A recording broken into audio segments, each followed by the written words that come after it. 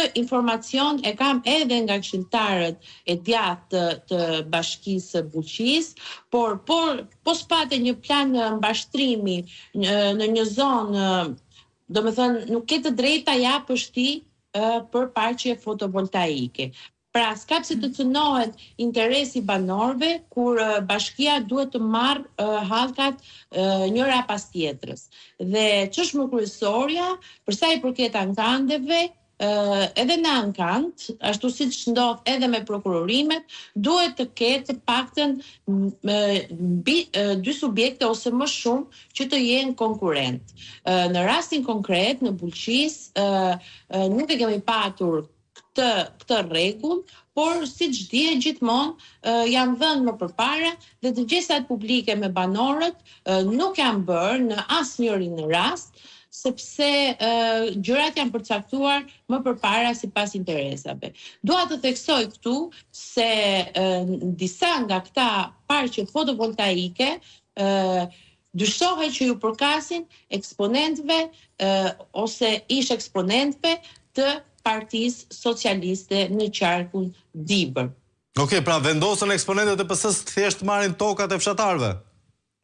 Po sigurisht, sepse një ditë bukur. Qytetarët janë të paqartë totalisht për atë çka po ndodh. Sepse siç e thatë edhe juve në pak më përpara, këto ka janë përdorur historikisht nga banorët për kullota. Dhe dua të theksoj këtu Flavio se për shembull në Gjoricë është fillimisht u dhanë 40 hektar dhe është një punonjës i policisë së shtetit që ka marrë rreth 40 hektar për këtë park fotovoltaik.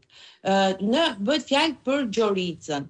Dhe më pas zotëria e ka shitur 40 hektarshin që ka marrë me qira nga bashkia dhe ja ka dhënë një firme tjetër. Por problemi është se a janë të specializuara këta subjekte për të bërë parqe fotovoltaike. Dhe ky pastaj është dyshimi më i madh që kanë qytetarët.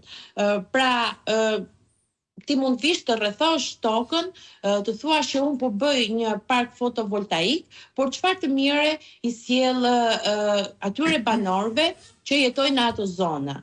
Pra duhet thënë se qarku Dibër në përgjithësi është një zonë ku bujqësia dhe blegtoria janë në mënyrë jetese. Dhe të shkosh ti marrësh ti 80 hektar fond pyjor kullosor ose siç është rasti i Gjoricës, që Gjorica është një zonë mjaft prodhuese për bujqësinë, por mjaft e mirë edhe për blegtorinë, dhe ti marrësh 10 hektar tokë banorëve, sigurisht dhe pa i dëgjuar, sigurisht që banorët pastaj do të reflektojnë dhe janë totalisht të paqartë. Pra kemi dhe rastin në Fushë Bulqisë, ku banorët e Fushë Bulqisës shkuan dhe prishën mbledhjen e Këshillit Bashkiak, që në 2019 po për të njëjtën arsye ishte refuzuar nga Këshilli Bashkiak që të miratohej si leje, dhe me që u bë kaq i madh rasti i Bulqizës, më pas menduan Këshilli Bashkiak i Bulqizës aktual,